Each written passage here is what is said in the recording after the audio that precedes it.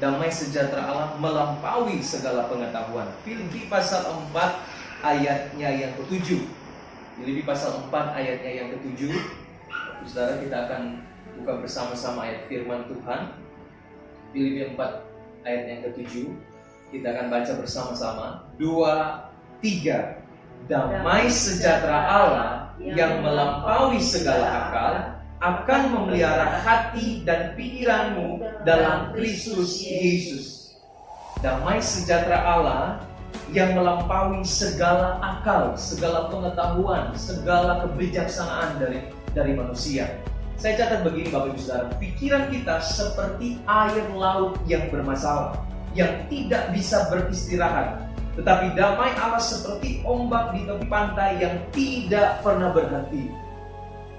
Hari-hari demi hari kita akan lewati, baru bangun tidur pikiran kita seperti ombak yang bermasalah.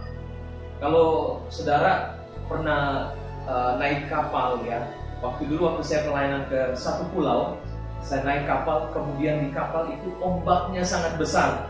Lalu kapal itu sampai miring Bapak Ibu Saudara, kami harus penumpang di dalam harus mengatur. Kalau dia miring ke kiri, kami harus pindah ke kanan. Kalau dia miring ke kanan, kami harus ke kiri. Jadi pikiran kita itu seperti ombak yang bermasalah. Ke kiri, pikiran kita bisa ke kiri, bisa juga ke kanan. Pikiran kita juga bisa menyimpang ke kiri dan ke kanan. Dan pikiran kita tidak pernah berhenti untuk beristirahat. Setiap hari pasti kita akan memikirkan satu perkara. Kita diam-diam pun kadang-kala kita memikirkan satu persoalan. Kita lagi diam seperti ini, pikiran kita terus jalan. Nanti maunya apa, saya mau seperti apa hidup saya, mau ke depan, pekerjaan saya, rumah tangga saya, kehidupan ke depan. Selalu tidak pernah istirahat pikiran ini. Dan saya percaya pikiran kita akan beristirahat saat damai sejahtera Allah yang seperti ombak di tepi pantai yang tidak pernah berhenti. Saudara kalau pernah ke pantai, ombak itu tidak akan pernah berhenti. Saudara pernah lihat ada ombak yang berhenti, saudara? Tidak pernah berhenti. Selalu ada ombak. Sampai malam pun ombak itu tetap akan terus ada. Dan saya percaya damai sejahtera Allah ini yang melampaui segala pengetahuan itu akan selalu membuat pikiran kita menjadi damai. Amin. Pikiran manusia begitu banyak kekacauan di dalamnya. Tetapi ketika ada damai sejahtera Allah yang melampaui segala pengetahuan, saya percaya kita akan menjadi tenang dalam segala situasi. Dan saya lanjut Bapak Ibu Saudara. Kata melampaui ini memakai kata huperreko yang berarti di atas hati kita. Jadi akal tadi itu dalam bahasa aslinya itu berbicara soal bijaksana, pengetahuan, berbicara soal pikiran juga. Dan saya catat begini, lebih mulia dari akal budi kita. Damai sejahtera itu lebih mulia dari akal budi kita. Damai sejahtera Allah lebih utama daripada pengetahuan kita. Kita punya banyak pengetahuan mengenai kehidupan, kita punya banyak pengetahuan mengenai banyak hal tentang pekerjaan, tentang kehidupan, tentang pengalaman. Kita banyak pengetahuan, kita di sekolah belajar, mau setinggi apapun pengetahuan itu tidak akan mampu menandingi damai sejahtera Allah. Orang yang punya gelar doktor sekalipun dia S1, S2, S3, kalau dia tidak memiliki damai sejahtera Allah, maka pengetahuannya itu tidak ada apa-apanya kalau dibandingkan dengan damai sejahtera Allah. Saya lanjut, pemegang kekuasaan yang tertinggi. Jadi damai sejahtera ini adalah sebuah pemegang kekuasaan yang tertinggi. Saudara bayangkan kalau negara kita Indonesia nggak ada damai, pasti akan kacau. Saudara ingat kejadian tahun-tahun sebelumnya betapa Indonesia kacau, baru mengalami satu gejolak ekonomi, kemudian bisa terjadi kekacauan. Bayangkan kalau antara negara saja tidak ada kedamaian, saling perang. Dan kalau kita lihat ada negara-negara lain yang saling perang, tidak ada kedamaian di sana. Jadi kita bersyukur kita di Indonesia, kita masih merasakan kedamaian, ya, karena bangsa kita, ya, bangsa yang memegang Pancasila, yaitu sila pertama, apa Bapak Ibu Saudara? Ketuhanan yang Maha Esa. Jadi kita bersyukur ya, bangsa yang mengatasnamakan Tuhan, maka bangsa itu akan diberkati Tuhan. Jadi kita bersyukur bangsa kita memegang Pancasila, yaitu ketuhanan yang Maha Esa. Tuhan hanya satu-satunya. Dan menurut kepercayaan masing-masing agama, dan kita punya kepercayaan bahwa kita punya Tuhan yang esa, yaitu Juru Selamat di dalam nama Yesus Kristus. Amin Bapak Ibu Saudara. Saya lanjut, lebih baik, lebih tinggi dari kebijaksanaan kita. Orang punya kebijaksanaan yang luar biasa, orang punya hikmat yang luar biasa seperti Salomo. Tapi kalau tidak ada damai sejahtera Allah, maka kebijaksanaan itu akan sia-sia.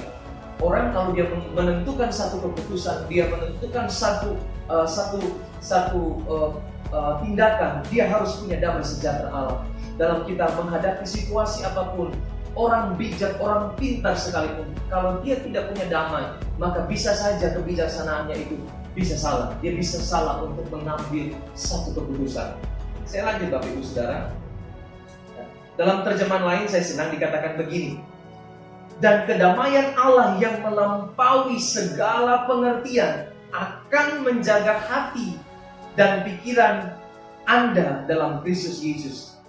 Bapak Ibu Saudara, damai sejahtera Allah yang melampaui pengertian, melampaui pengetahuan, melampaui kebijaksanaan yang akan menjaga hati dan pikiran kita dalam Yesus Kristus. Saya catat begini, damai sejahtera Kristus melebihi, bahkan melampaui orang yang memiliki kecerdasan tertinggi di dunia.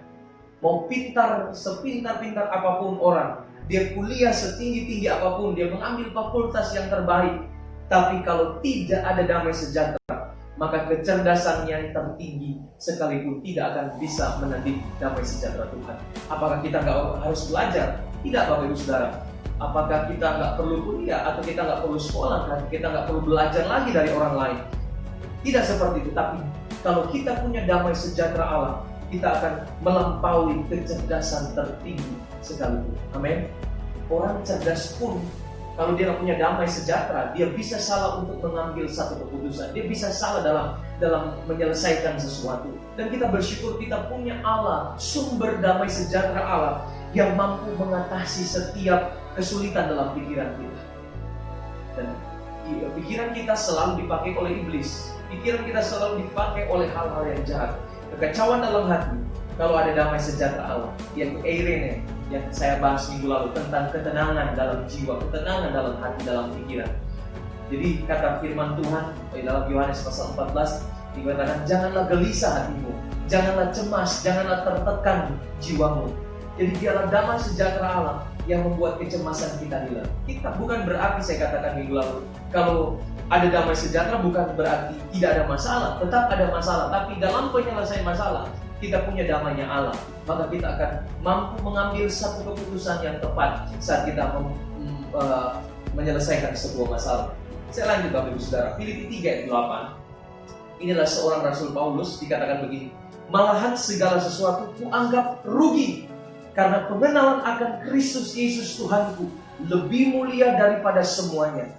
Oleh karena dialah aku telah melepaskan semuanya itu dan menganggapnya sampah supaya aku memperoleh Kristus. Saudara perlu tahu, Rasul Paulus adalah seorang ahli Farisi, seorang ahli Taurat yang begitu pintarnya luar biasa. Saudara coba baca dalam surat-surat Rasul Paulus, betapa kata-katanya yang penuh hikmat yang diberikan oleh Tuhan. Rasul Paulus ini Bapak Ibu Saudara, kalau saudara bayangkan saudara Rasul Paulus itu seperti apa sih? Kalau Yesus kita punya gambaran. Tapi ternyata Bapak Ibu Saudara, Rasul Paulus ini pendek, hitam, jadi kulitnya hitam Bapak Ibu Saudara. Jadi tidak seperti bayangan saudara penulis dalam perjanjian baru, dalam surat-surat saudara dalam perjanjian baru. Rasul Paulus seorang yang pendek, hitam, tapi dia seorang pintar dan dikatakan dia seorang yang kaya. Dan dia saudara seorang pembunuh orang Kristen, Rasul Paulus ini. Tapi Rasul Paulus kepintarannya, dia juga kalau kita setarakan sekarang, dia juga kuliah sama Gamaliel. Dia belajar, dia sama Gamaliel. Dia kuliah juga. Ya, Rasul Paulus ini orang yang pintar. Tapi ketika dia mengenal Kristus, dia anggap semuanya sampah. Makanya kalau dia menulis bahwa damai sejahtera melampaui segala pengetahuan, karena dia alami pengetahuannya itu tidak sebanding dengan damai sejahtera Allah. Satu kali Johnson, saudara, seorang penginjil hebat yang luar biasa. Johnson itu, dia sekolah tinggi, Bapak Ibu Saudara. Sampai suatu waktu, dia harus ambil keputusan. Waktu dia di kapal, Bapak Ibu Saudara, dia ijazah-ijazahnya, saudara, tiba-tiba dia ambil keputusan. Dia sobek ijazahnya. Lalu dia lemparkan ke laut, saudara, karena dia rindu untuk melayani Tuhan sepenuhnya. Tapi kalau zaman sekarang jangan sampai saudara sobek ijazah, sangat berguna. Tetapi pengetahuan tidak sebanding dengan damai sejahtera Allah. Amin, Bapak Ibu Saudara. Saya lanjut. Dalam terjemahan lain dikatakan begini, dalam Filipi pasal 4 ayat 7, maka kedamaian Allah yang jauh lebih besar dari yang dapat kita pahami. Kita nggak mampu, Bapak Ibu Saudara, damai sejahtera Allah kita nggak mampu pahami. Akan menjadi seperti seorang prajurit yang menjaga perasaan Anda. Dan bagaimana Anda berpikir ketika kita bergabung dengan Kristus atau kita bersatu dengan Kristus.